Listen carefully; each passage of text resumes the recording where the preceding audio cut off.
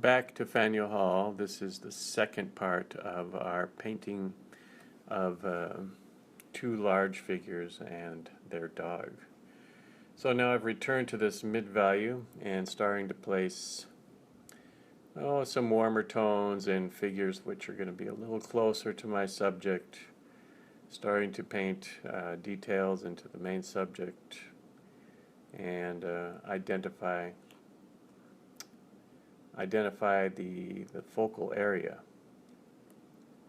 What we want to do is create a story in this scene, make people feel like they're watching real people, and the interactions are expected. There's nothing crazy going on. It's just a typical scene in the marketplace. I'm extending that violet shadow color down, creating a little dappled sunlight from the trees above.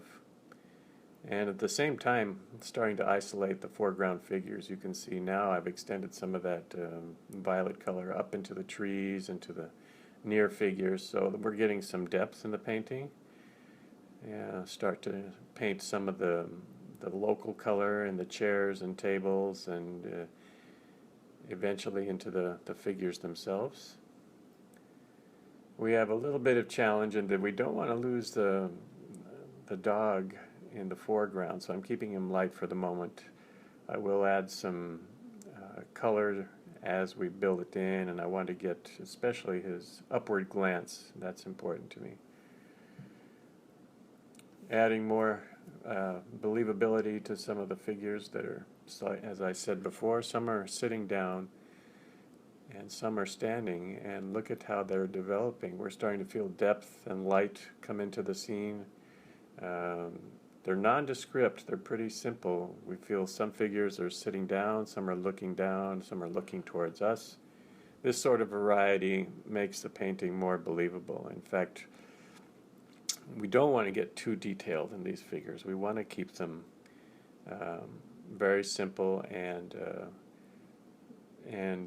almost painted as silhouettes, so that the eye travels through these figures and doesn't really stop at any one in particular, except for the ones where we give more focus. And in these figures that we're painting now, this fellow sitting down sipping a coffee and his wife looking down towards the dog, we want to give them a little more detail, a little more nuance, some brighter colors, so that our eye is sort of trapped by them and tends to linger with what they're doing, finds interest in what they're doing. And this is a strategy that painters use to focus on a particular small group. One of my favorite painters was Norman Rockwell, and I don't think anybody told a story better than he did, a visual story. He was a master at, of course, bringing expression and character to his paintings, and he brought about that through scenes of all kinds of scenes of tragedy, scenes of longing and warmth and friendship, and every time I see his work, I'm moved by it. I'm moved by the sort of story that he creates. Ours won't be that rich, but it'll have enough to give us a feeling that there's a moment going on here. And certainly typical of the Faneuil Hall Marketplace. What I've been doing is livening up the background a little bit. I'm treating it very abstractly, splashing some greens, some idea of windows, some little shapes in the background to make it a little more interesting back there, but nothing really too profound. I'm doing much more detail into the foreground, trying to get those floppy ears now and the upward glance of our dog, and it's causing me a few problems right now. He's looking more like a pig, but I think I'll be able to salvage that at some point. With painting dogs, there's some important parts. Those important parts would be the ears and the tail. They really help us to understand what kind of dog it is and what this dog is doing. And other than that, it's pretty much a four-legged creature, but getting the ears right and including something of the tail really helps. It goes a long way to showing the dog. Adding some highlights now. I want there to be a feeling of light on the scene, and these little highlights that I'm adding to all the figures communicate the light bouncing off the scene. Okay, he needs sunglasses, he needs a cup, and he needs maybe more of a tan.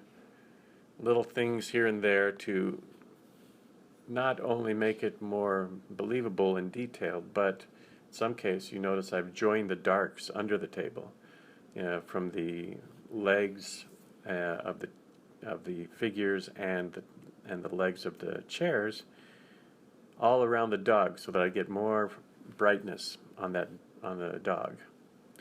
This little addition, the lines that are creating perspective back there, are the pavers, the bricks and such that you see at Faneuil Hall. Doing this creates perspective. Yes, it also creates transparency in the shadows, so we feel these are more like shadows now. Okay, we're almost finished. Here's the finished piece, everybody, and you can see there's color in the figures in the background, but they're still relatively nondescript. Do you see the small dog in the shadow back there? He's interested in what's at the table too. There's got to be something good there. And our dog is looking up, the near dog with the red collar, he's looking up. His ears are cocked as if something's coming his way. The fellow that's looking at us seems pretty disinterested. He's enjoying his coffee, I guess. So anyway, this little demonstration has been about creating a story, which is not only in the application of the watercolor, but in how you set it up through your drawing and how you centralize on 2 or 3 figures.